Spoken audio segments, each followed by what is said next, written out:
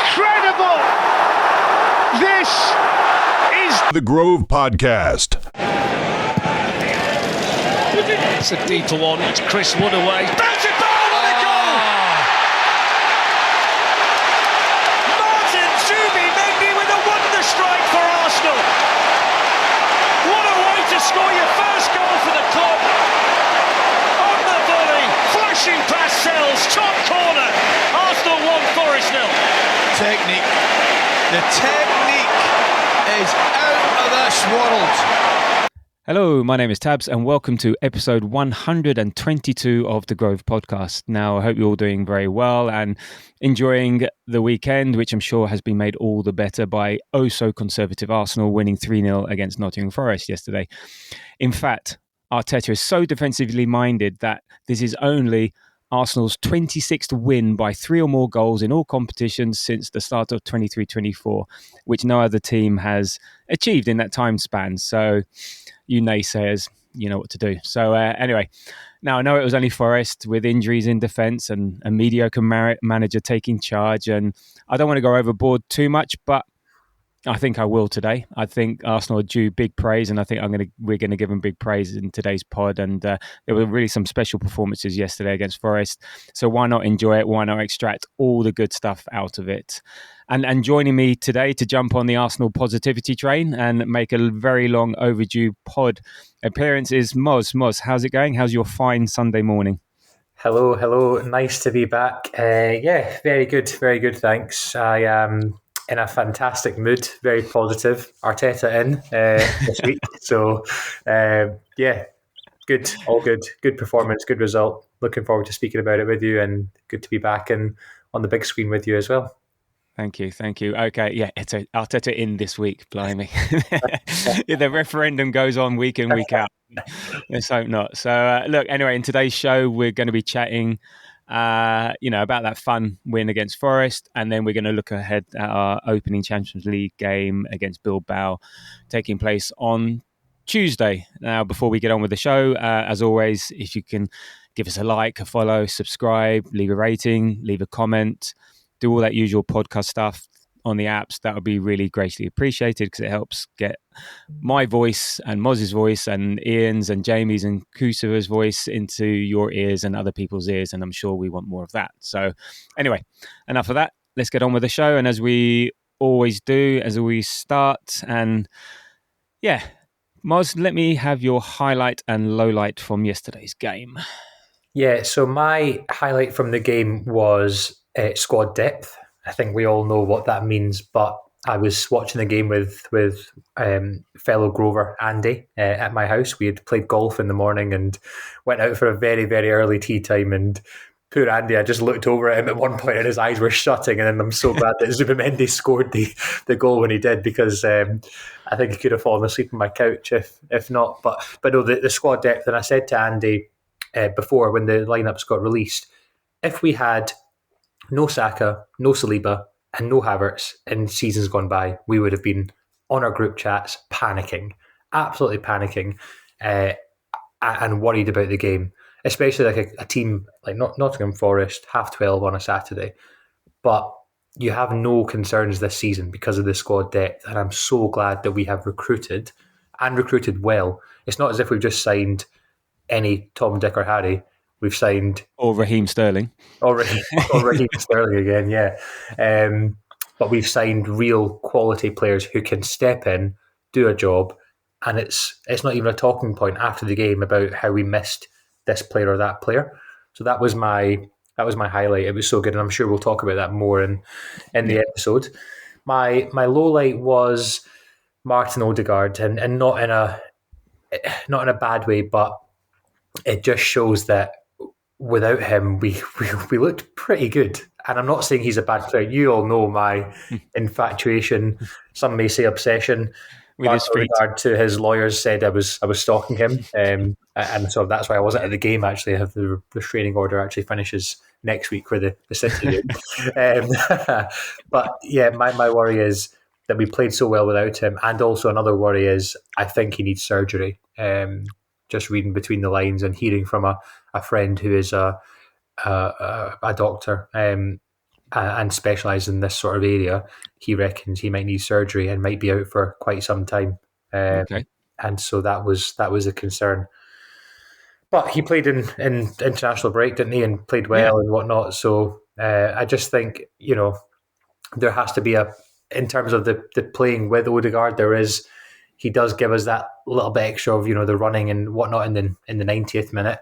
But also when Nwaneri came on, he just looked very comfortable, very good in that position. So it almost felt like a changing of the guard, Tabs.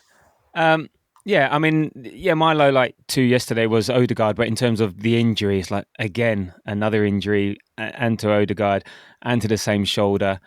And it was unfortunate. I think it was just a collision. I think he collided with Timber and a Forest player and just landed awkwardly. And both the times he's hit his shoulder, it's not like, a training injury or overuse or this. It's just he fell badly and fell awkwardly.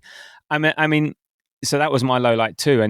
But apparently he put in the program notes. He said he's fully recovered. But eventually, but then this happens and he's forced off in the 18th minute. And you talk about surgery. Arteta said he doesn't think it's a surgical issue. And I've only got the quote where he says, "No, I don't think so." But then it goes on to say, "Well, I'm not a doctor, and we need to assess." So, why does your doctor friend think that surgery is required? What is it? He thinks it's something called the AC joint, or even though I am medically. Come on, you're out there in in medical world, so come on. Can you give me 2 minutes whilst I ask ChatGPT?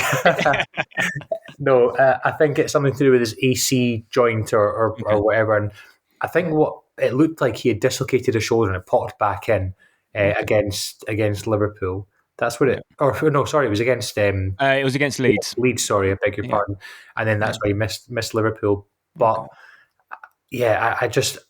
this guy just texted me. In fact, I've got the text here, and he said, so he was quite.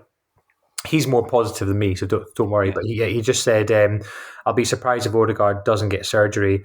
This is definitely worse. Exact same mechanism.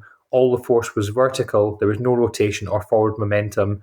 It depends on the grade of the tear, but he needs AC joint stabilization and ligament augmentation repair."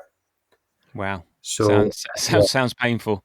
Sounds painful. But what they do is they essentially put there's a new thing called internal brace. But this is all speculation. But they put a brace inside the shoulder to basically fuse it back together. And that's what he seemed to have thought what's happened. What I would say as well is pre-match when we were watching the players come out, I did say to Andy, Ødegaard's shoulder looks a bit bulky, and it looked as if he had some sort of brace or something underneath his okay. Interesting. I noticed it when they adjust their captain's armband. Yeah. They're showing the lineups on the TV. Yeah. I just seen that his shoulder compared to the other side just looked really. Okay, so maybe he did have it.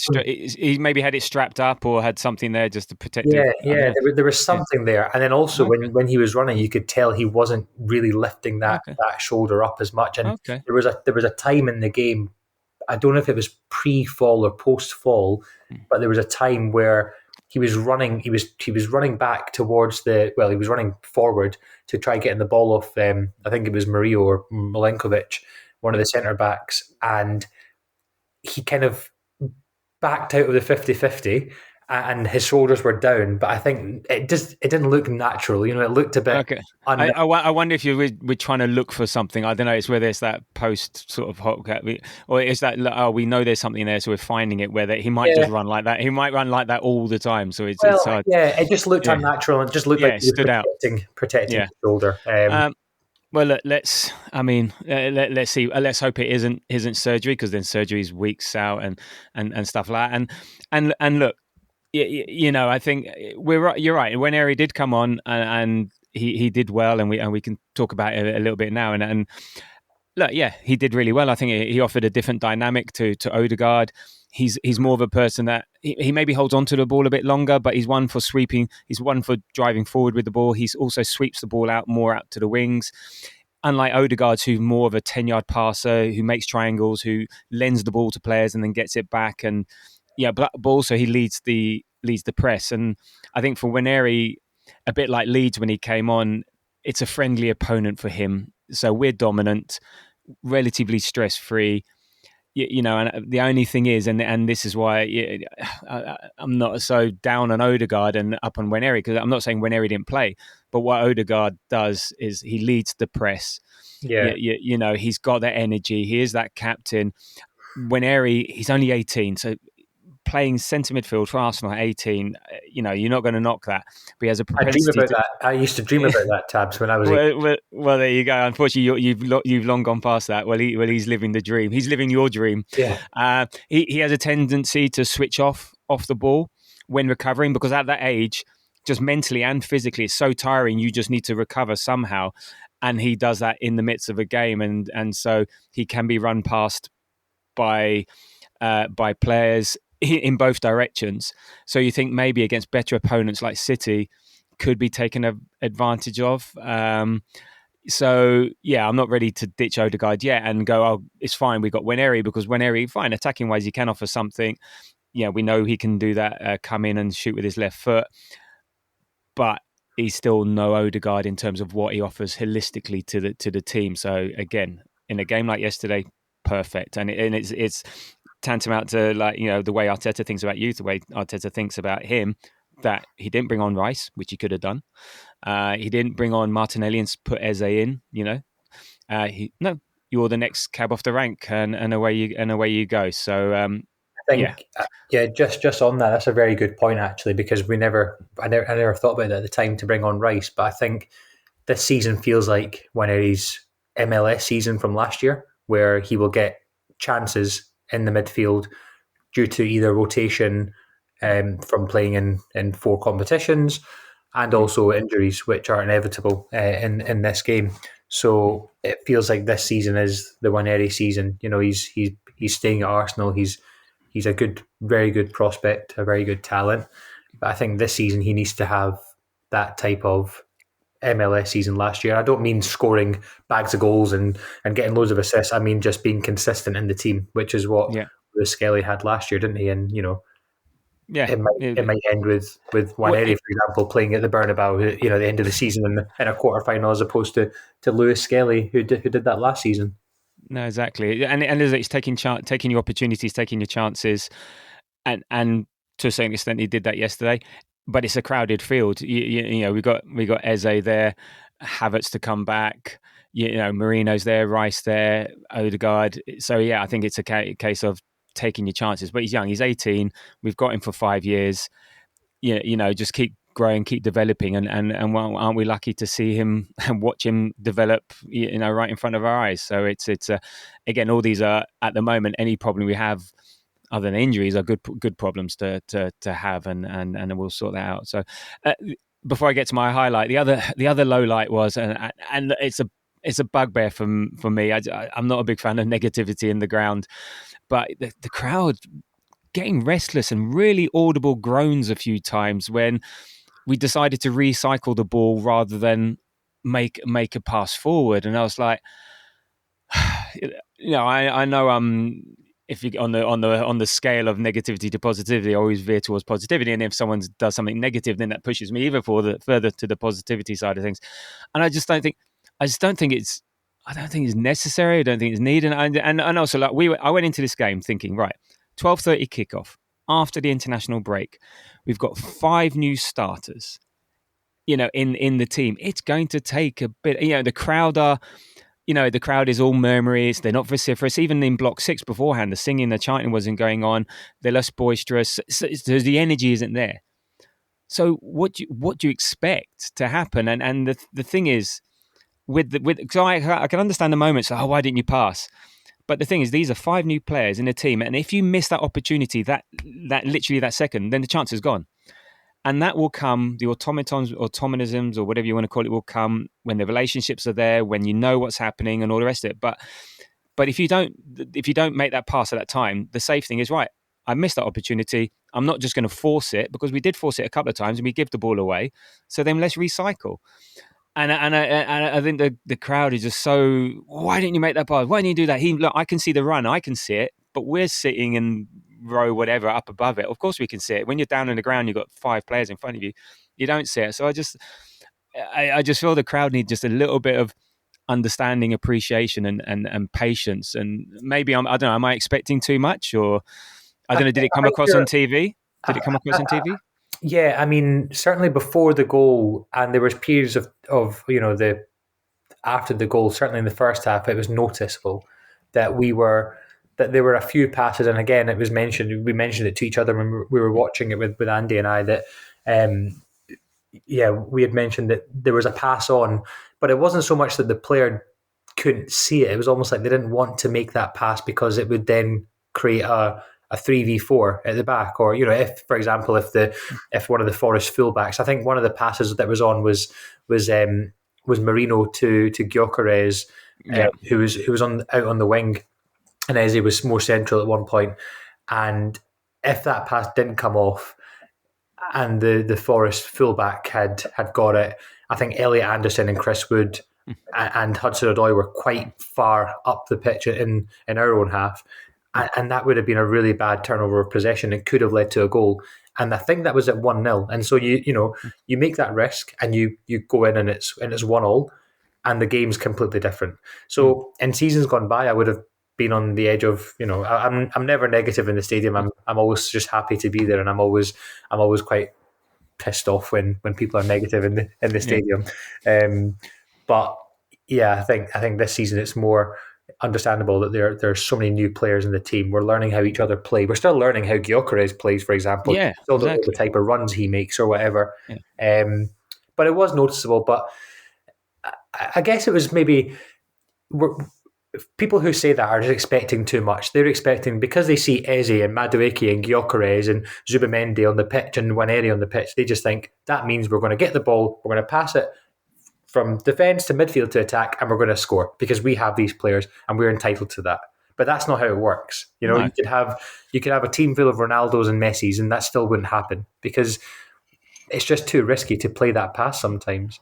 And even though the pass was on, sometimes the better play is to recycle, but it is that horseshoe-shaped passing that we do that does grind on some people's gears, and I can see why.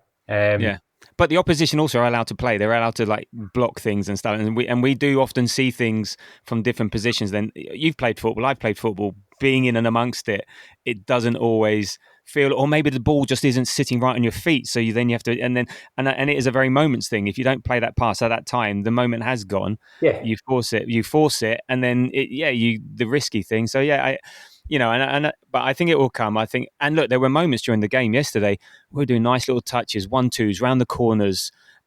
So it's not like we weren't trying to do it. It's just, it takes time. We're 20 minutes, 25 minutes into a game. It's 12. It's like, it's not even 1 o'clock yet.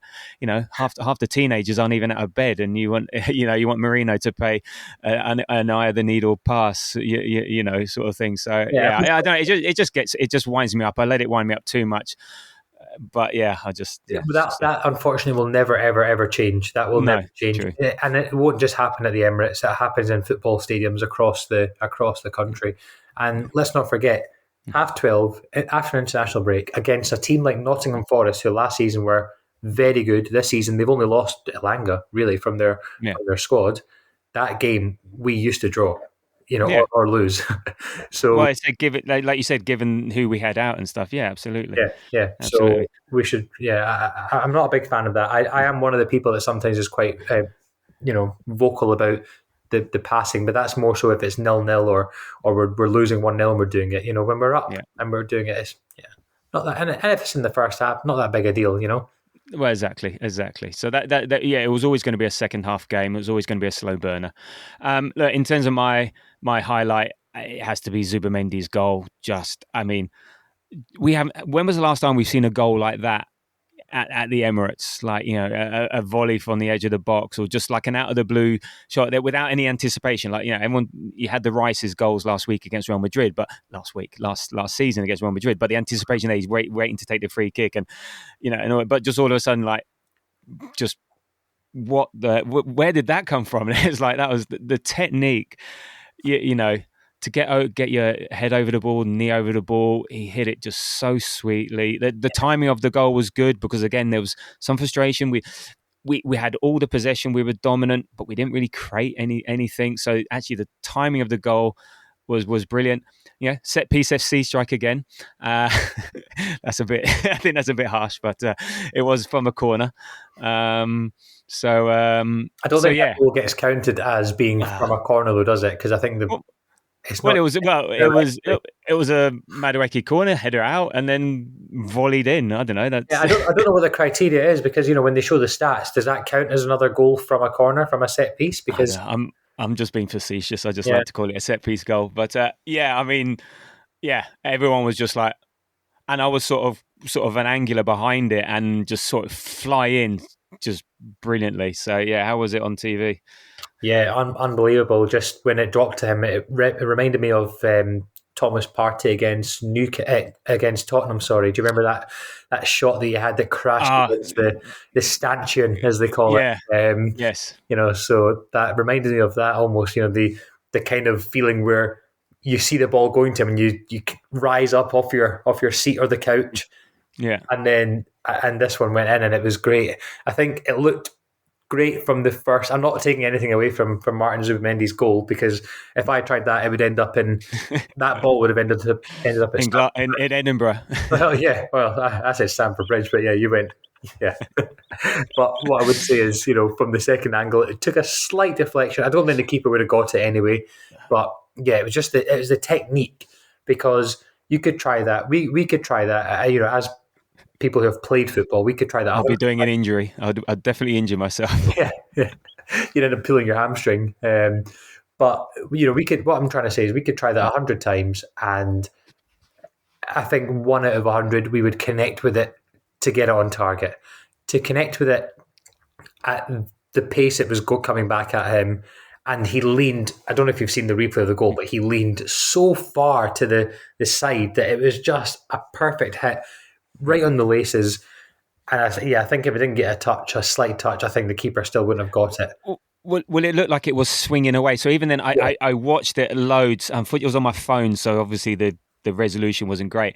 But it wasn't like a massive doink and angular deflection. It felt like he assisted the ball with the trajectory it was going. Yeah, trajectory. And I was trying to think if it was a hook or a slice, but it was a bit of a slice. So he helped the trajectory of the slice of the ball rather than actually really changed it. I think he just helped it along, and it was gone before the keeper had realised. So just the power and everything, and so it is a little bit of a shame, but don't take anything away from it, and he almost did it. He almost then got an amazing goal, like literally 4 minutes later. So in the 36th minute, he had one of those looping volleys and as well, which that would have been Rice and the free kicks all over again. Can you imagine Zubimendi scoring 2 ridiculous goals from outside the box, 2 volleys like that? That would have been just.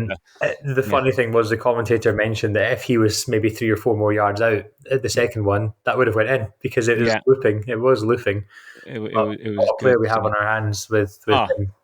I love him to death. And the other good thing about the one noticeable thing as well was the fact that it was I think it was from a corner and we were taking in-swinging corners with Madueke, so no Rice. It wasn't the outswingers like we did against Liverpool. So obviously Madueke's been on corner kick practice, and actually they were pretty dangerous. He was putting in the first half, especially. He was putting them in some good spots. It was nice to see that we now have someone else. We're not always relying on Rice or Saka or Ødegaard to take that, because against Liverpool we missed. The outswingers just didn't work, and I think we missed a trick there. So I think he was like Carlos Cuesta. I keep forgetting. Yeah, got him right. It'll be Nicholas Hover. Hover. Get right. Get yourself on corner kick practice after training, because we need it. So it was nice to see. The thing is, it's not a big thing, but it's not even a thing actually. It was just a funny thing that I noticed was he's so nonchalant when he takes his corner with his left foot. It's just so smooth. It's just so I'm not playing in front of 60,000 people. I'm not swinging in a corner here to try and get in a goal. I'm just knocking a ball into the box, and my friends have put 2 jumpers down for goalposts, or want to score a goal. It was just so. effortless. I just love the little dink that he does because Yeah. corners sometimes are whipped in, and these are just floated into the box, and there's panic in the defenders' minds when that happens. So it was quite nice to see.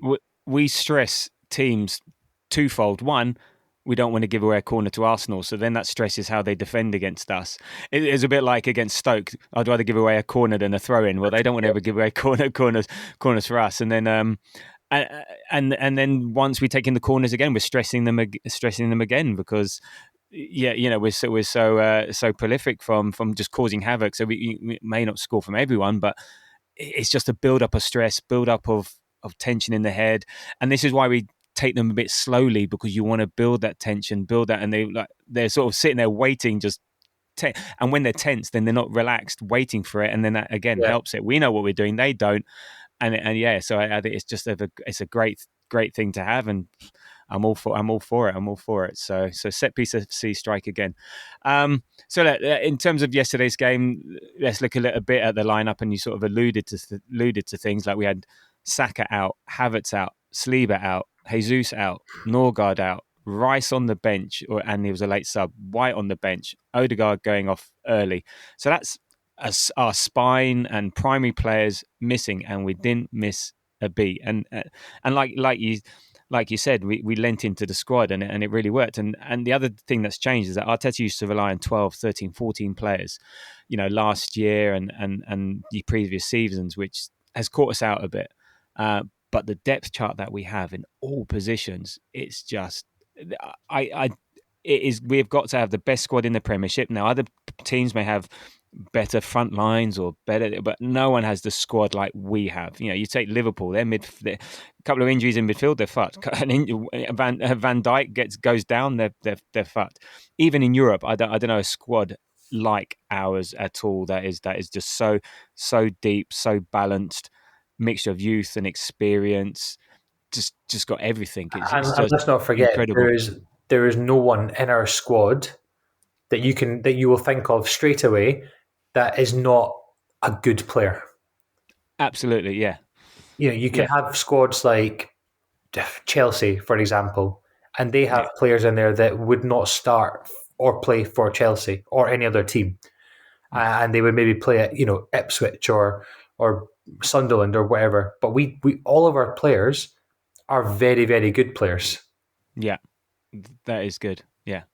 And as much as we knock some of them, like we knock Trossard a bit, not Martinelli, it comes from a familiarity. It comes from, I think, reflection on other people rather than things like that. But they're still top quality players, there. So, and even our youth, our young players are just like playing for England or just about to play for England, and so on. So it's just very exciting. So we had David Ray in goal, who was making his 100th appearance for Arsenal, and he's in that time he's kept 41 clean sheets, which is the most of any Premier League goalkeeper during that time. Yeah. That's 41 out of 100. 42 and 101 now. So of course, 42 and 101. That's just a nuts percentage. If you can say almost 40% of the time you're going to keep a clean sheet, you're going to win and draw more games than you lose, and that was incredible. So then we have Timber, Mosquera stepping in for Saliba, Gabriel and Calafiori.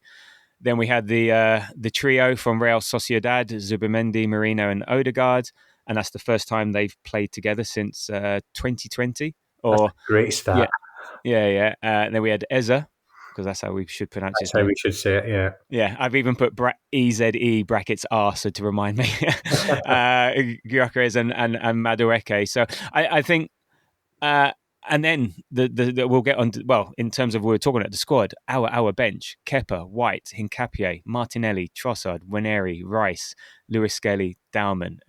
It just blows your mind compared to the kindergarten and all the left backs and Raheem Sterling that we had last year.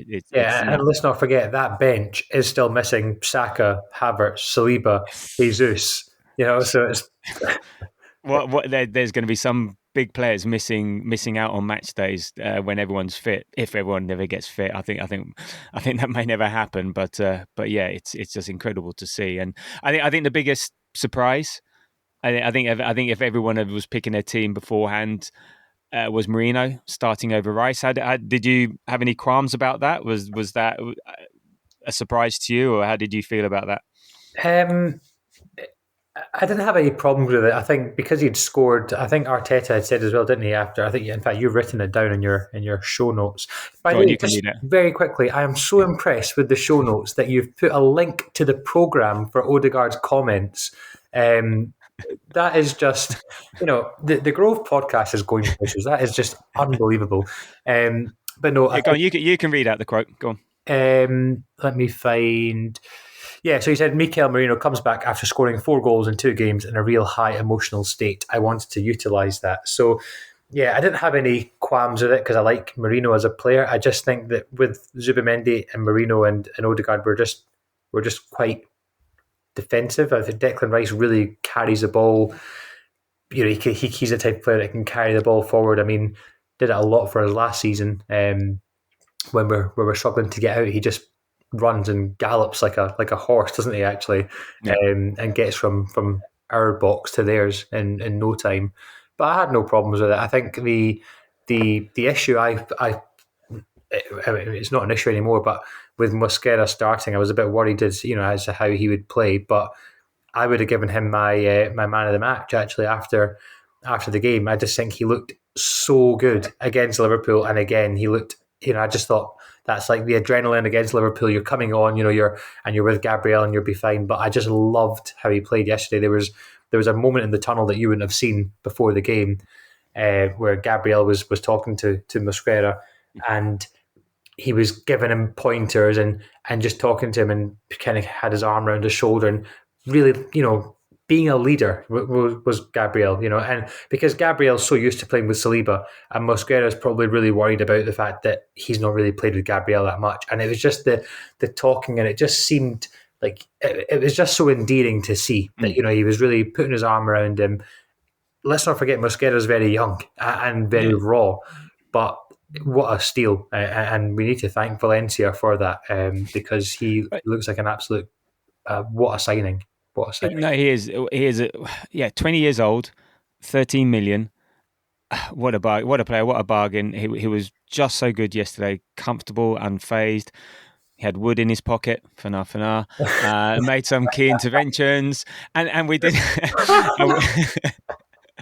And how long did you wait to say that today? You were buzzing for me to bring up Mosquera, weren't you, separately to the lineup? You were buzzing. There we go. And look, we did not miss Saliba yesterday at all. Now, again, perfect use of the squad. I think in the past, we may have risked Saliba. I think Saliba was surprisingly back in training. I mean, given the report from L'Equipe during the week said he was going to be out for 3-4 weeks. He's going to miss the next international break in October. We may have rushed him back. But for a game like this against Forest, no need. Now, against Liverpool, I think we did miss Saliba from a distribution point of view and contributing to our play. Because also Mosquera, because he's right-footed, the easier pass is to go across your body, so he'd go more central. And whereas yesterday, he was actually more integral to what we were doing. He'd be there, standing on the ball, doing the old Raya thing, go back, and then he would be playing out to our right-hand side more, out to Timber, out to Madueke, a lot more than he did against Liverpool. So already you can see that development, that growth, just within the space of a couple of weeks. And yeah, I mean, you're right. He stood out, and what a player to come in and you say raw to Arsenal, raw to the Premier League, but he played 70 odd games for Valencia in the last couple of years, so he's experienced from a playing perspective. So to be able to get someone that young, that experienced, that cheap, that makes up for not selling anyone massively, because you see like Housen or whatever, who went to Real Madrid, 50 million. Is he any better than Mosquera? You tell me. So yeah, that's just the Real Madrid tax, though, isn't it? That some clubs charge. But yeah, there was a moment in the second half where, I don't know if you remember, but he was kind of under pressure from, I think it might have been Hudson-Odoi, or in fact maybe it was Elliot Anderson, under pressure, and it was like, oh no, he needs to pass back now to Raya because there's no one else back. I think we were quite far forward, and he just did this little pirouette turn and got out of trouble. And I just thought, wow, is that Mosquera, or is that Ethan Nwaneri, or is that Bukayo Saka that I'm watching do that kind of that turn, that skill? It was just so composed, no pressure. He was like, guys, I've got this. Chill. I've got this under control. Just looked so good, so good. But here's a question for you, right? I know we digress a little bit. No, that's right. Is he an upgrade, or is he better than Jakub Kiwior from what we've seen in the last 2 games? Yes, I would. From what I've seen in the last 2 games, I would say yes. From a speed perspective, pace sort of perspective, yes, I would see that. I'd say maybe from but even then, same from an experience perspective. I said he's played 70 odd games, so. But I have no qualms in the way he's filled in and done a brilliant Saliba impression versus. Sometimes I hate these sort of things because they're just different players. That don't want to detract from Kiwior, because Kiwior did a good job. I think we're all still a bit scarred from when he played at home against Bayern Munich, but then last season he came in and did a great job. Don't know. I just think he just looks something different. I feel it's a feeling thing. So maybe there's no statistic thing or something. It's just an emotive response out of the two. Maybe a bit of recency bias in there, but yeah, there's no qualms with this one at all. Okay. And look, and also he made some key interventions. I think there was that one after Wood tried to control the ball with his chest, and it goes and hits the crossbar. Which Rare made an amazing save. I think that was in the 52nd minute. I think it fell to Timber. Timber dallied, and I think Morgan Gibbs-White was there had a sniff, and then Mosquera just in great tackle snuffed it out, and I think he made another couple of key interventions like that. So to be switched on like that as well. So he's proving pivotal. Well, he was pivotal yesterday in terms of how we played defensively and going forward. So for a 20-year-old playing I think that was his first start for the Arsenal. Yeah, incredible. Yeah. And as for the Merino thing, I think him coming in, look, yeah, I can see Arteta's thinking. Makes sense. Rice played both games in the international. We've got Bilbao midweek. We've got City next week, and look, I think with the squad that we have, as we've talked about, our favourite players will not always start, and we are going to be leaning on the bench. We're going to be sharing minutes. So, and players are then going to come on later in the game, and other players can come in offer something different, but no drop in quality. So it's going to be opposition dependent. So again, surprised, but yeah, I'm not. I wasn't bothered by it. And imagine you're Nottingham Forest. Oh, great! Declan Rice comes on 78th minute or 68th minute. Now we've got to contend with this. One of the best midfielders in the Premiership, if not in Europe, coming on, and he's going to run around and we're knackered, and that's just great. Yeah. So there we go. Yeah. So I mean, just in general, just as we always do, just in general, any other thoughts around the game and how you felt about it, and just how we dealt with Forest, how we built into the game, just any general thoughts about the game itself? Yeah, I mean, we played well. I think we really need to work in training. When it's early in the season, I think this is the time to do it, to work on in training and on how Victor Gyökeres plays. I think we need to utilise him more. The Eze cross into Gyökeres was a prime example of what he can do, crashing into the box and having a goal like that. But he's also very good at, there was that one where he hit the crossbar. So he started the attack and almost finished it as well. But that's what he's good at. He's good at just running with the ball. What he's not refined at the moment is receiving the ball, which is what someone like Chris Wood can do very well, is receiving the ball, holding up play, passing it off to one of your wingers, and then getting into the box with a cross. I think we need to learn how he plays, and we need to learn quite quick, because I think other teams will find out how to defend against him if we're just going to make speculative passes into the final third to try finding him. I think we need to feed him more. He runs like he's like someone said on Twitter that he runs like he's wearing jeans, but he does run very he runs very interestingly, and I think, but when he's got the ball and he's running, he seems to be, it's almost like defenders are scared because he's so strong that he's going to, shoulder them out of the way.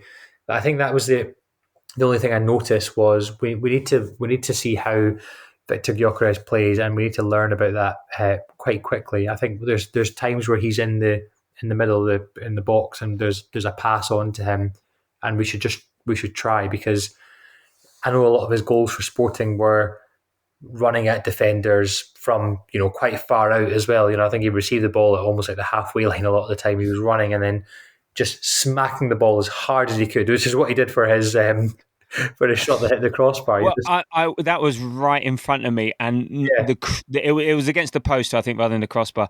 Sorry, it was shaking. It was like I watched it on telly, and there was one angle you didn't really notice it. The second angle, you noticed how hard he hit, but when being there, oh my god, it was the post was shaking for a good second afterwards. It was like, wow, that was like, gee, how hard. I would have been beautiful if that had gone in. And you're right, he was coming down the left hand side, and I think ended up with Madueke. He makes the sort of overlap, goes behind that Madueke, and then goes overlapping run, and he passes it beautifully, and then just like no other thought than just like, right, thunder crack this. And it's like, oh man, I think the goalkeeper had to get out of the way, because he would have been in hospital had he got in the way of that. It was just so hard. It's so unfortunate, but yeah. No, overall, I mean, he scored 3 goals in the Premier League for Arsenal, and Benjamin Sesko, who we were also linked with, has not scored any for Man United, and is the 11th choice penalty taker as well at that. So it just shows you, it's if someone had said to you, for example, Tabs, okay, 4 or 5 games into the season and Victor Gyökeres has scored 3 Premier League goals, are you taking that? Of course you would. This is a guy who's never played in the Premier League before. He's we've got a new squad, so we take that, and he can only get better from here. I think against better teams, though, it'll be interesting to see, for example, against Man City next weekend, how he does and how he plays. But I'm looking quite forward to seeing him coming up against the Man City defenders, because they're not they're shit. They're not great this season. But I feel like overall we played well. We were very dominant, and there was a graph that came up on the TV that showed just how dominant we were as a team in the first half, and especially in the second. I don't think Forest had any real chances of note. I think the Chris Wood chest, and the commentators were trying to say, "Oh, he did that on purpose. He controlled it with his chest and directed it, towards goal." And it was trying to control it so it came down his feet. It's just so barrel chested that it just went it went straight ahead. Yeah, no chance at all. But certainly the game overall, we were dominant, and like I said before, 12:30 against Forest after international break is not a type of game we used to be able to really win 3-0. Maybe we'd scrape a 1-0 or we'd draw the game, but it was good. We played well. I was happy with that performance, especially after we didn't play bad against Liverpool, but I think fans were itching just to see us get a win before arguably quite a big week in terms of not just we have City next week, but we also have Bilbao and then Port Vale, and then Newcastle.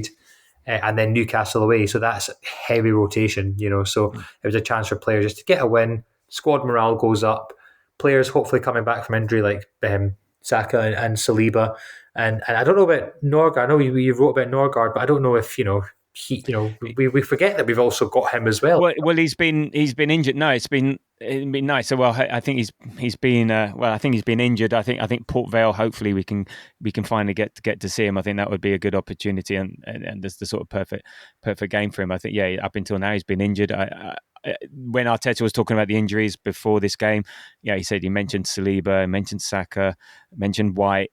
And that sort of thing, but yeah, and mentioned Ødegaard, but yeah, Nordgaard, he's sort of the forgotten man. It's a shame, but I'd like to see him play. Just on the Gyökeres thing, to be honest, I don't care too much how much he gets involved. I just want him to score goals. Oh. You back? You good? I'm back. You disappeared. All right. No, you disappeared. Oh, did I? Oh, well. Anyway, let's carry on. You're back. I'm back. Who's back? Well, we're all back. Anyway, I just wanted to cause havoc up front and score goals, which I think he did quite well yesterday. There was a few nice layoffs. Then he spun behind.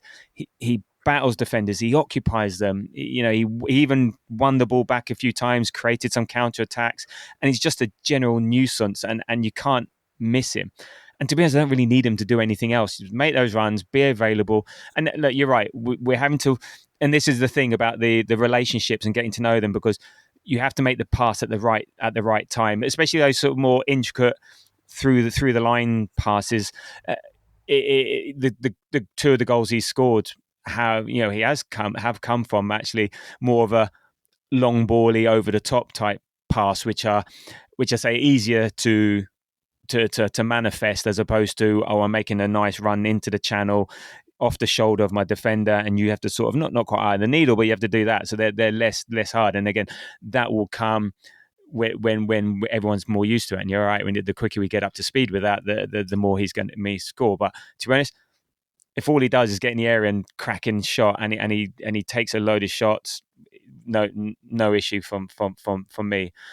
In terms of the game as a whole, yeah, we've touched on the timing of the game, and yeah, you're right. We were dominant, and just took a while to get going, and that's fine. And yeah, I think yeah, it was just the relationships, the timing, and getting going. But no issue from me. And I think this time last year, this is the sort of game we draw, and it becomes a bit of a bone of contention. And Arteta after the game said, "Look, I'm very happy because it gives." What was he talking about? It was talking about the team and talking about the squad and talking about things that we said. He said, "I'm very happy because it gives us options, it gives us the capacity as well to change the game, to have presence in the team. Now we have to make sure that everybody feels connected and important." So pretty much he's copying what me and you have said. So and he's talk about the dominance in the out of the whole game. In the first half, let's go back. Talking about the whole game, 54% to us, 46% to them. We had 1.84 xG to their 0.2, and I think they came very, very late on. We had 16 shots, and again to their 5. Again, a couple came late on. We had 5 on target. They had 1. We had 5 big chances. So 5 big chances, scoring 3. That's pretty good going. So yeah, really dominant, and even more so in the first half. And look, we've talked about the Zubimendi goal. I don't think another Ødegaard going off. There wasn't really a huge amount to talk about in that first half. No. I mean, I think one of the things that stood out, and unless if we talk about him now, and he stood out in the second half as well, was Madueke's performance, and I think the centre back, the left back, who then moved into centre back once Merino went off, must have been so happy. Morato, yeah, I think he must have been so grateful that Murillo went off, because then he didn't have to bloody defend against Madueke, because Madueke had him on toast yesterday. And that, and I've got a few things to say about Madueke, but I mean, for me, he was my man of the match. I think still lacks a bit of end product, but he's just a volume guy. He just keeps going, and he was so involved, so dangerous. Ran, was it Morato and then Williams ragged. And yeah, it just and eventually something will give. And now he may not create that something, but defenders get fatigued, and other players can exploit that either through the game, after he comes on afterwards. We can exploit that. So he doesn't always potentially have to have that end product, but if you just keep going, you keep shooting, you keep crossing. Like his stats from yesterday, he had the most crosses, 14, most touches in the opposition box, 12, most duels won, 9, which is, everyone think he doesn't do the dirty work. He created the most chances, 5. He had the most successful take-ons, 4. Most tackles, 3, and most fouls, 1, 2. So I don't think you ever saw that side of him in Chelsea in terms of the sort of more, the less showy work. Now he's with a proper manager, proper team. He wants to do well. So he said that in the post match, the TNT Sports Live, they interviewed Eze and Madueke, and he said it was quite interesting. He said it's really nice now to be playing with real quality players, and he's obviously waxing lyrical about the squad, but it was just interesting that he said he used that choice of words, and it showed. And what a difference from that we're so used to Martinelli, for example. What a difference with Madueke. He's taking on players, and he does this thing where he feints the take on, then does it again, and it's just so refreshing to see that someone can actually beat their man and deliver a cross into the box. And although he never got an assist, I think if Zubimendi doesn't score 2 goals yesterday, I think he's the man of the match, certainly from a... Well, he was my man of the match, and he gets to the byline.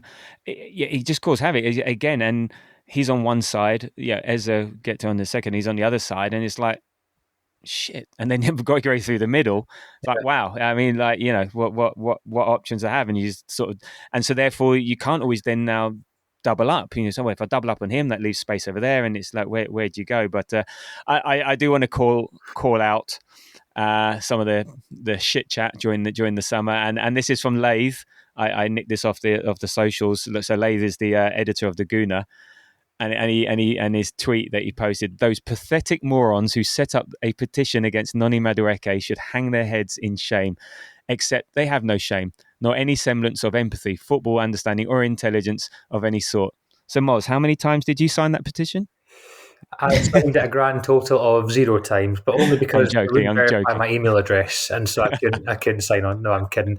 I would never ever, I wasn't thrilled that we were signing another player from Chelsea, but I don't think I was very vocal. I think there's others that we could call out, I'm sure, Tabs, that were a bit more vocal about the signing of Noni Madueke. But I think overall, I just, I have belief in who Arsenal sign, and I think if we are signing a player, then there must be a reason why. We must have seen something in his metrics and in his play that maybe the fans can. And he's proven to be a great signing. I think, if anything, there's a lot of fans will be eating their words very soon. I think, if not already. And yesterday was it's a shame that Zubimendi, like I say, scored 2, because it would have been the Noni Madueke show otherwise. Yeah. And look, he was our best player as well against Liverpool. So he's had a great week with 2 weeks with England. So, again, 23, and I think he's ready to lift off. And I was joking, obviously, about you signing the petition, but it just goes to show also, like over the summer, you can't judge it until the end. And I think everyone was just thinking, oh, we've got him, so that means we're never going to get Eze, or we're never going to get Rodrigo, we're never going to get all these other players. And well, look what happened. So it's we don't have Rodrigo. No, but but that was the talk. We didn't obviously we didn't go. No, but you know what I mean. But we ended up getting Eze, and so a lot of the things is timings, this opportunity. Now 50 odd million looks like a steal, isn't compared to Chelsea have bought 2 wingers who aren't half as good as him, and they spent 90 million. So it's sometimes it's timing, as you say. They know something, they see something, and so on. And they said at the end of the summer, look how it turned out. But I know I really like him, and I think there were also questions about his attitude. But I think it seems like now, again, put him in the right environment. Yeah. Do you think he's playing to prove a point? Do you feel like he's trying to, and not that it's shut the naysayers down or doubters down, but they're not immune to the social media chat. Even fucking BBC were putting this as a story, this nonsense and stuff like that. So obviously he's going to have an awareness. Do you think he's playing to prove a point? No, I think he's playing off the fact that he's I think he's quite friendly with a lot of the England boys in the team. And for some reason, he seems very friendly with Julian Timber already. I don't know if they have a buddy system at Arsenal or whatever, but him and Timber, just every time you see them both together in the last couple of games, they're always laughing and joking in the tunnel beforehand or afterwards. Yeah, so it's nice to see. But no, I think he's playing maybe a little bit to prove a point, but I think the majority of that is he's just happy to be here. He's happy to be with his mates from the England team, and he's happy to be in a big team. And look, he's playing for arguably one of, or if not the best team in Europe. There's when you think about the best team in Europe, you think of Arsenal, PSG, maybe Real Madrid, that Liverpool, that kind of thing. And so he's just genuinely happy to be here. I don't think footballers care too much about what gets said. I would be very surprised if that would affect him. I think he's seen it and probably laughed it off, and maybe in a subconscious way, proving a point. But I don't think that's at the forefront of his mind when he steps out onto the pitch. I think it's more so because he's just happy to be there. Just It was wants to interesting what Martin Keown said. I don't know if you've watched the Well, I heard something about him saying you used to be a selfish player, or something like that. and, Is that what he said? and Ezra's face was quite a picture. But yeah, I mean, Good old Martin Keown. yeah, I don't think he was, he doesn't show signs of that either. And look, we signed Kai Havertz from Chelsea when Chelsea were so happy to get rid of him, right? And Chelsea fans on Twitter at the time were rejoicing in the fact that we'd bought Kai Havertz, from them. And I think they were the same again when we signed Noni Madueke. And I think they were the same when we even took Jorginho. And I think, it's proven that these players, they are. Maybe Arsenal aren't the problem. They should look at themselves. So yeah, look, yeah. If they've got any more bargains, and I say bargains, but any more people they want to discard like him, then I'm all for it. Let's be their sister club. Okay, joking, of course. And then look, second half, couple of goals to seal the victory, especially like 46 minutes, the Gyökeres 2-0 goal, and that really was pretty much game over. And it was great long ball by Calafiori. The defender just had no idea where the ball was, what he was doing, whatever. And Eze, what a first time pass with his weaker, in inverted commas, foot. And then Gyökeres coming in, crashes in and scores. So it's sort of like never let the ball bounce as a defender. I think one of the defenders did that in the first half as well. They let the ball bounce and never do that. But it was just a speculative ball up front from Calafiori, and that defender. I don't know if it's speculative. I think it's deliberate, and also like the crowd were calling for it and the reason why I don't say it's speculative, because if you think about Gyökeres' first goal against Leeds, again it was Calafiori. Over the top with the run. So it's actually finding that space.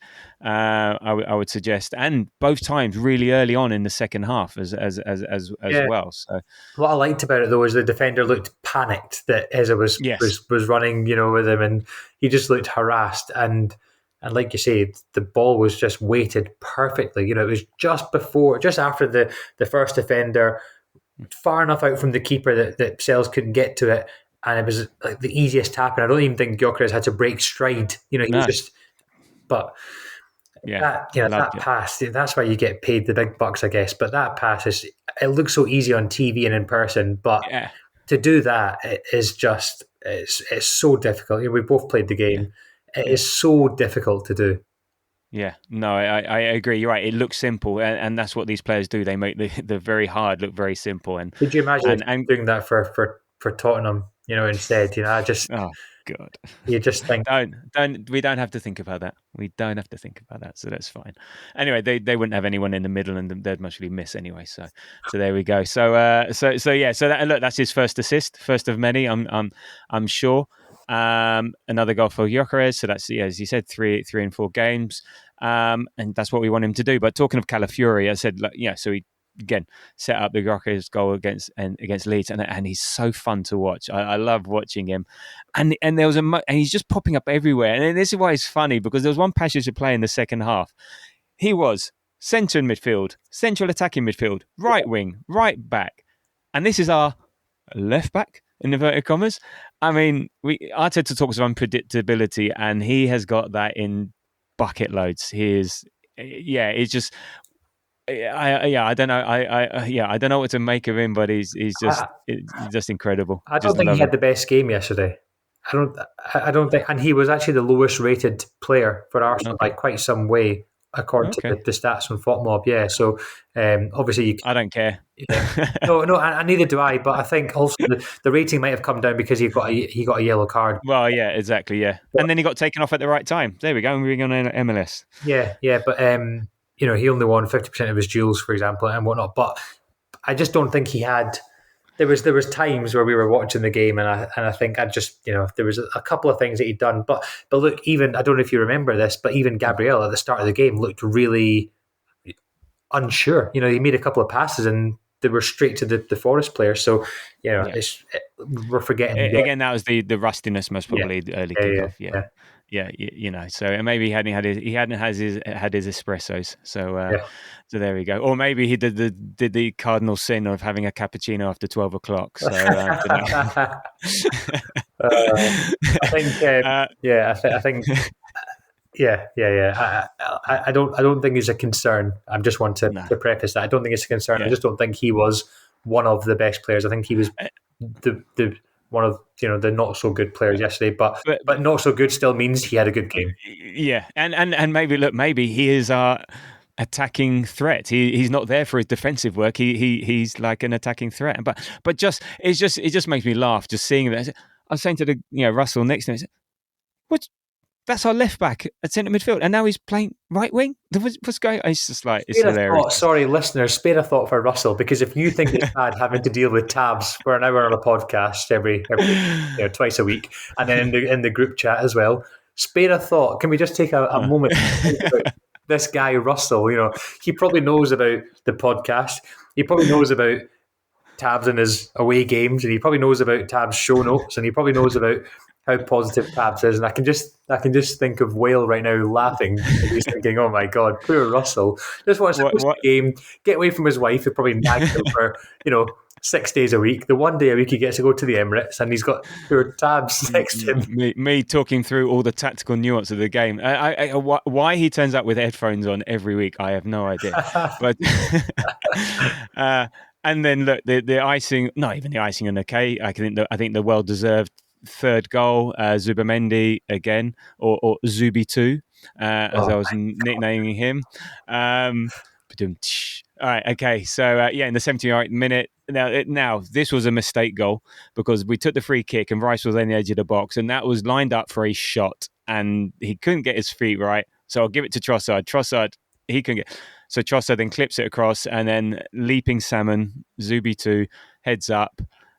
Tiny little deflection and over the keeper. So lovely stuff. And so well done, Zubimendi. Yeah, and he only scored 12. He's only scored 12 goals for his club in his career, and wow. So make that another 2 more now for Arsenal, and never scored from outside the box. Yeah, true. And has never scored a header as well. So there we go. He's breaking all the records for us. So and again, another great player, another player there that just makes such a difference to our team in terms of the way we play and how we're evolving. And a little nod to Leandro Trossard, who sometimes gets a bit of a rep, but that's 50 goal involvements, 28 goals, 22 assists since he joined, and only Bukayo Saka has more for the club in all competitions. So Saka on 72, Trossard on 50, Ødegaard 48, Havertz 40, Martinelli 39, and Rice 36. So again, what a bargain that we got in that when we got him and Jorginho in that winter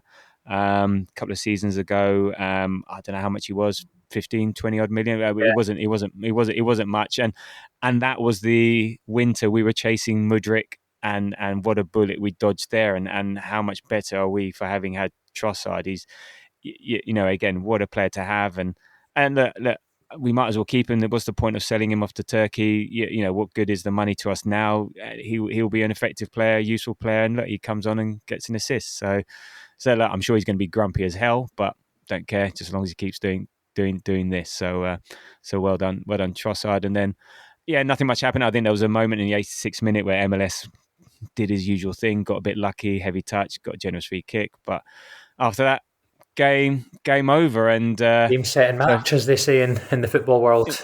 Yeah, always. And look, a couple of stats for you. So that's Ange Postecoglou versus Arsenal, lost 4, drawn 1. And then a couple from Albino. Arsenal have won 3 Premier League. This is an interesting. I didn't realise this. Arsenal have won 3 Premier League games, 3 Premier League home games in a row for the first time since August 2024. So it just goes to show how annoying our season was last year. And then the other one against Forest, I think we'd like Forest. We should be seeing. The Forest is one of the teams we should be singing. Can we play you every week? Because Arsenal are unbeaten in their last 15 matches at home against Forest in all competitions. 1-11, drawn 4. and we've won the last 7 in a row at home. So yeah, My can we favourite play chant was "Are you Tottenham in disguise?" and also the "Cheer up, Postecoglou." That was my favourite. Well, they did turn up looking like Tottenham, white tops, blue shorts, and well, that's what you get. You get the Tottenham manager, you get the Tottenham kit, and you get a Tottenham beating. So there you go. You're lucky it wasn't 5-2.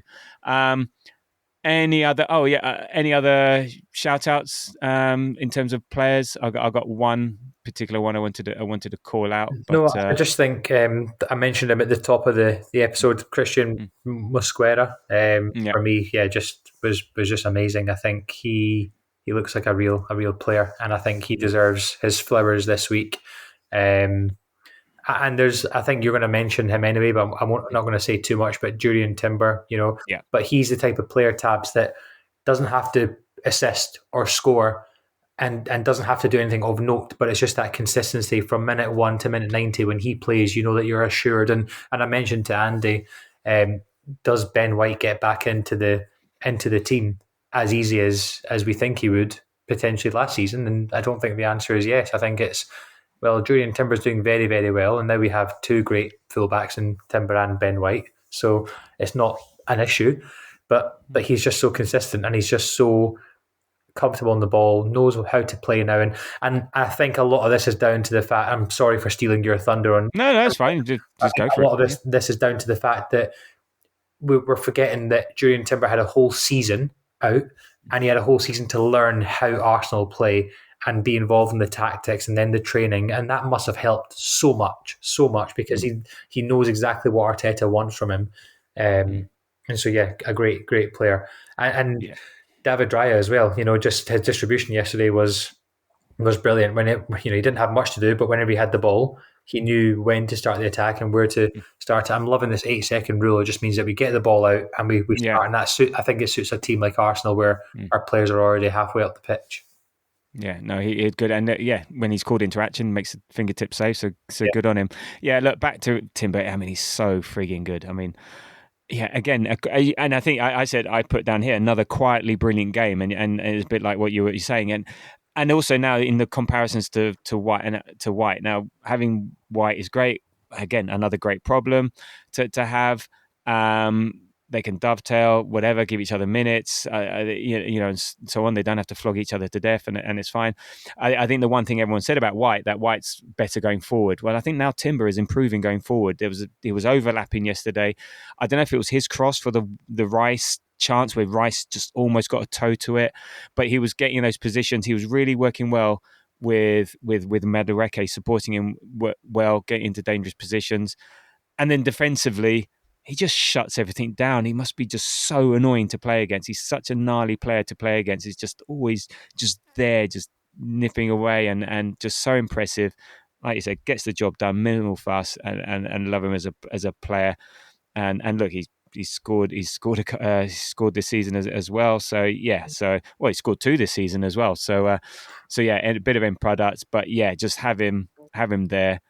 And then if we don't, we have White and in a way, I think now White has Timber as a benchmark now. I think I think it was the other way where you're having Timber. So right, Timber, are you as good as White? Can you do what White does? Now it's, well, I think you've gone past White in the pecking order, and White, this is you've got to, and I think White will rise up to the challenge, and we'll see. So look, but just before we move on to the Bilbao preview. I just wanted to make one final comment, and I was thinking about what we're going to call this episode, and I sort of wrote in a comment yesterday. I'm going to call it "The Future is Here," because what we saw against Forest with 5 new signings yesterday, all performing excellently, the strength of the squad, the ability to rotate, the ability to adapt to injuries, the players, how they interchange on the field in terms of positioning and how they play. We've got new playing styles, new formations, new relationships, new attacking options. I think this is just the beginning. This is the future of Arsenal Football Club and who we are. And it is pretty damn exciting to think what is possible, especially. And then you think we have the likes of Havertz coming back, Saka coming back. And when those relationships are ingrained, when Gyökeres, we find his runs, the possibilities of what we can achieve is through the roof. It's so exciting to think about. And I think it's a great time to be an Arsenal fan, and I think we really have to appreciate this. Now, whether we win anything or not, that's obviously another question. But you cannot not enjoy where we are now and who we've got and how we're doing it. So I don't know. That was just one final thought on that game. Yeah, and I'm just going to end that with 6 words: we are top of the league. We are top of the league indeed. Well done. Yeah. Okay, so on to another league, the Champions League, and we take on Bilbao on Tuesday. You're going, aren't you? You're there? I will be there. I'm fortunate enough. Myself and 4 other Grovers will be there. So going with Alan, one of the Bristol Mats, Darwit and Henry. So it should be a nice away day. Looking forward to it. So should be good. But my mum said that I should check out the Guggenheim Museum, but I don't think she appreciates what sort of trip it is. We went to Milan last season. We had time to kind of explore them. I quite enjoyed that. We were on our scooters, on the scooters and the bikes. Yeah. Well, the thing is, I fly in. We land at 2:00 in the afternoon. The game is at 6:45 local time. So by the time we get in, drop bags off, drink, and then to the stadium, then I don't think there's going to be a huge amount of time for sightseeing. Maybe on the walk back to the city centre. That's not giving you guys a lot of time, is it? For 2:00 and a 6:45 kickoff. That's quite. Well, we did, obviously we weren't in the first batch of tickets, so flights, as companies do with the surge pricing and availability. I mean, even there wasn't the options were not great, especially going direct. So a lot of people are going, via Barcelona or via Santander or via Bordeaux or via other places just to get there. So I think. Even if we have to go straight from the hotel to the ground, I think we're fine. I think we've got what 4 or 5 hours, so I think we'll be okay. But it is what it is. So, but just before we get onto the game itself, so our Champions League fixtures, sort of, I've got them here and stuff. And I don't know, what do you think about the teams we had to play and how it's played out? For me, I think we've done pretty well. I think we've got a pretty good schedule, as they say, in terms of who we're playing and when we're playing. You've kind of circled or rectangled the 3 games there that I think are the talking point when we play Spurs at home, Bayern Munich at home, and then Chelsea away, all within the space of 7 days. I think, or it'll be 8 days. I think the Chelsea game will move to the Sunday. But I mean, I think we've done well. I was talking to Andy yesterday, saying we play it Tuesday at 5:45 UK time. Man City, who we have on Sunday, play at 8 p.m. on Thursday evening. So that is over 2 days more rest. And yes, I know we're away, but Spain's not exactly that far. Bilbao's not even it's not quite close, isn't it? Really. So I don't. And they won't be going via Barcelona, so that's fine. Hope not. But I think our fixtures are, we're good. I like that we've got kind of 2 home games that maybe would be the tougher ones, Olympiacos and Atletico Madrid, kind of out of the way early on, and then I mean, I don't think there's any sticky ones. I think Inter Milan away might be tough. Bayern Munich at home might be a tough game, but we've proven we can beat them already with the squad that we had previously. So I don't think we have anything to really worry about. I would love to just finish higher up in the as we can in the top 8. Obviously, we want to avoid the playoff, which I think we will. But I just want to finish as high as possible, because you see the benefits of playing as high as finishing as high as possible. I think, is it this season that you get like a more favourable? I think this year. I think this year they're not going to do the thing they had last year, where we were playing at home first leg. So I think the higher up you finish, you're going to have the second leg at home, whereas last year it was just random. So I think that's the only benefit, I think, of finishing in the top 8. I don't think other than that, I think it's the same, and then a bit more randomized. It gets very complicated in terms of how they do the groups and all the rest of it. But finish as high as you can, and at least you get home advantage majority of the time, and the rest will fall into place. I mean, I mean, we'll talk about the Athletic game. That's fine. But so coming before City, but at least, like I say, we've got extra days. Athletic Club should be all right. And then, Olympiacos is either side of Newcastle and West Ham. Okay. And then we're at home to Athletic Madrid, and we've got Fulham and Palace either side of that. Slavia Prague away. We've got Burnley and Sunderland either side of that. We've got that 1 week with Tottenham, Bayern and Chelsea, but also Tottenham and Chelsea have their hardest games that midweek. So that evens itself out. Then we've got Villa, Bruges. Who do they have? Do you know? PSG. I think Tottenham have PSG and Chelsea, Real Madrid or something. I can't remember. But they've got tier one games. Okay, but for Tottenham, any game is a hard game, right? Because they're shit clubs. Because they're shit. Yeah, exactly. And they can't even sell out their first game in the Champions League or whatever. It's not even they can't sell out to members. It's gone on general sale. That's as in we can go along and do a bit of a hate watch, but we don't hate it. It's on that Newcastle for their game against Barcelona in midweek. Their tickets just go on sale to everyone at once, like where we used to have the queue system at 10 a.m. Yeah. I miss oh so dearly. Newcastle, a high school in Dundee bought like 120 tickets for the Newcastle Barcelona game, and everyone's raging, because how are a high school in Dundee getting 120 tickets when someone from Newcastle can't even get one?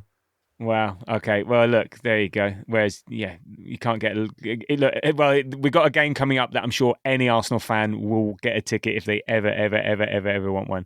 But so when we play Bruges, we've got Villa and then Wolves. When we play Inter Milan, we've got Forest and then Man United, and then we play Kairat.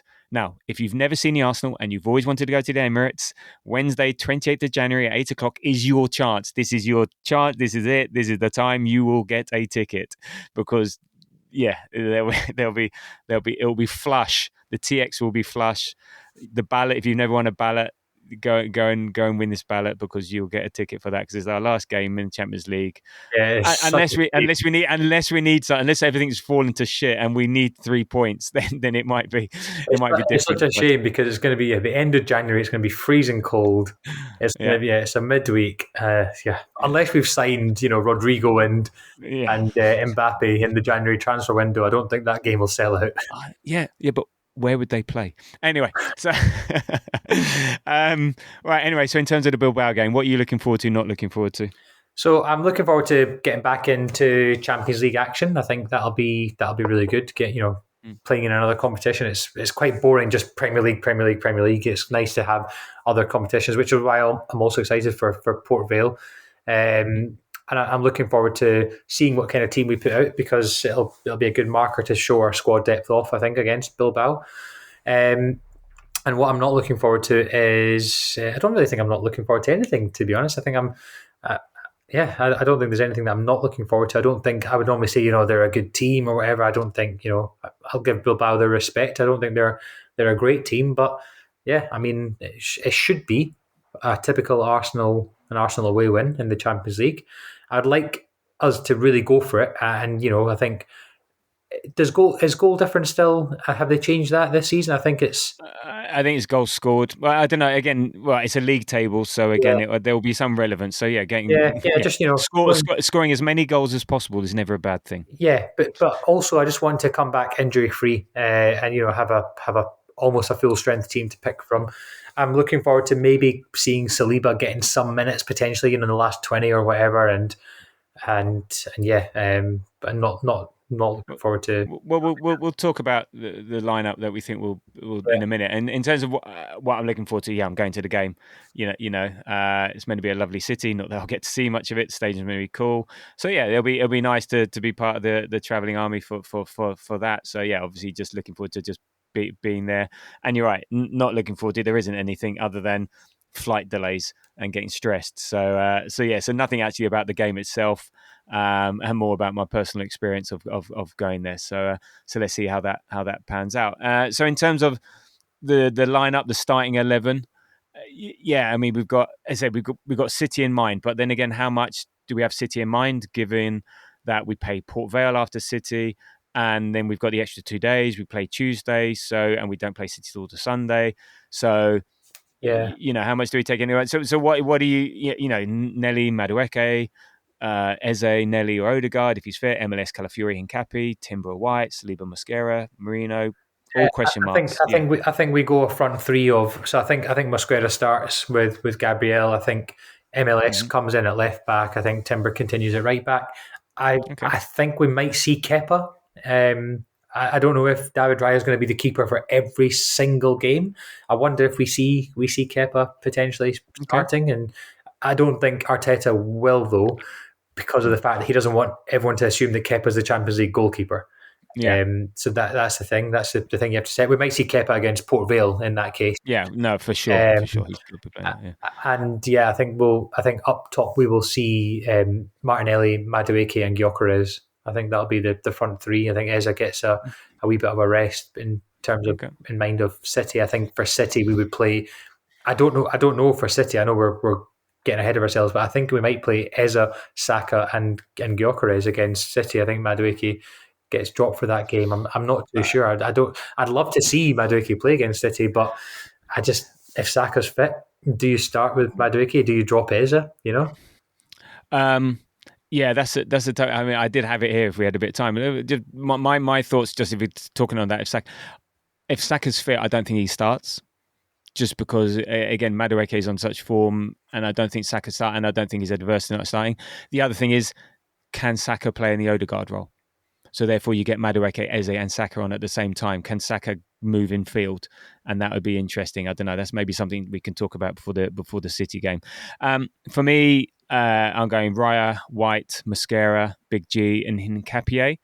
And then Merino. I got Ødegaard here. I don't know why. Merino, Rice, Zubi, I think I meant to say. I think Ødegaard won't be fit. Madueke, Gyökeres, Eze. There's one thing, Champions League. First game back in the Champions League. Bilbao are going to be massively up for it. Intense atmosphere. They've not been in the Champions League since 2014, 2015. So it's been 11 years. So it's going to be a big game. And also some of these players, why is Madueke joining us? Why is Eze joining us? So they can play in the Champions League. The players want to play in the Champions League. Doesn't matter who they're playing against. It's on the world stage, not just the European stage. And so for them, I think it's a bigger thing than for the White coming in for Timber. Timber's been there, done that. I think Timber will start against City. I think it's a good time for White to come back in.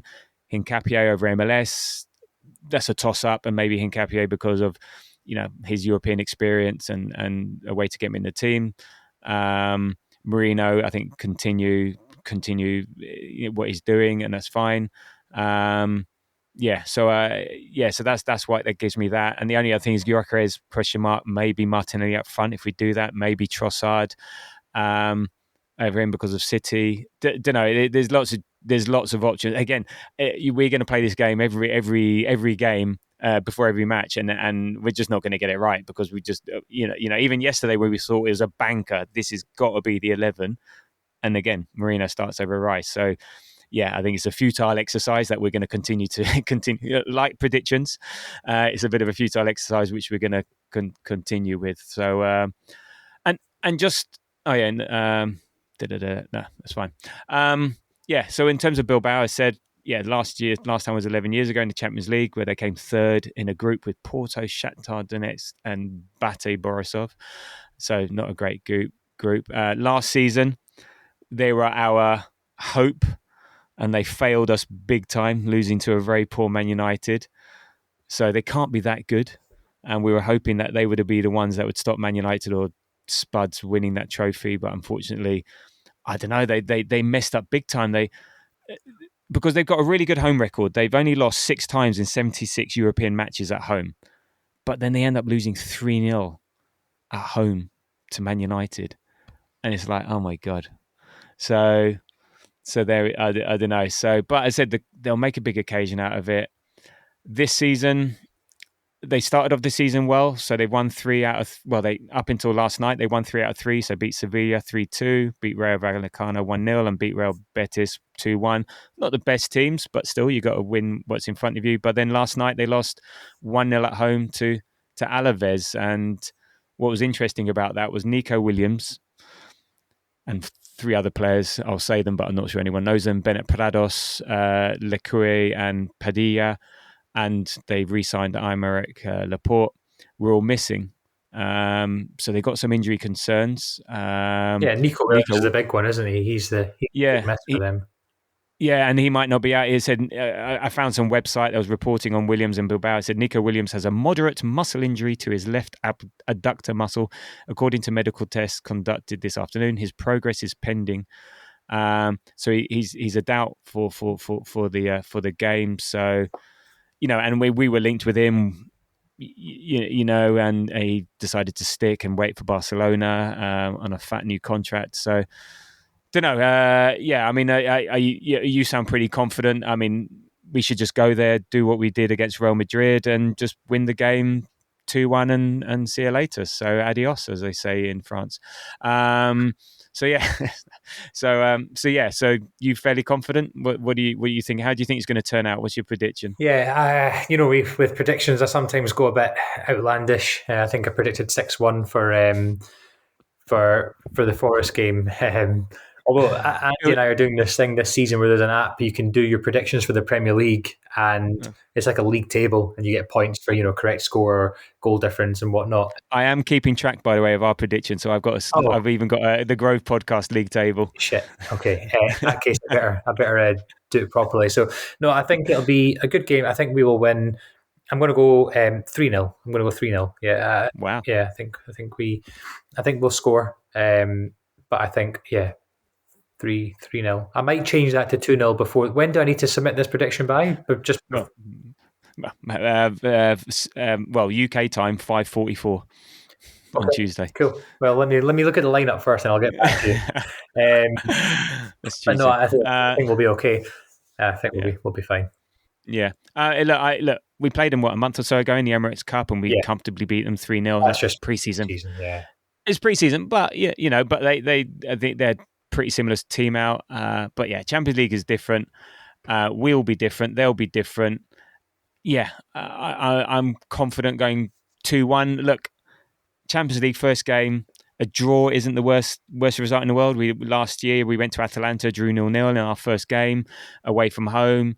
We had tough games either side. So even if we came away with another 0-0, I don't want to see that, of course. But a draw is not the end of the world. But we should be too strong for them. I said, despite their start, I think they may have some injuries. They're at home, so that's a bit. So I'd be 1-1. 2-1, so I'll land on 2-1 to Arsenal. So just I think just as long as you don't lose, don't get on the back foot. I think that's the primary concern. So there we go. So as always, we try to wrap this up in an hour, and an hour and 26 minutes later, we're still here. So I think we better wrap that up now. So look, Mos, thank you for coming back. Really appreciated it. Love chatting to you today. So thank you for that.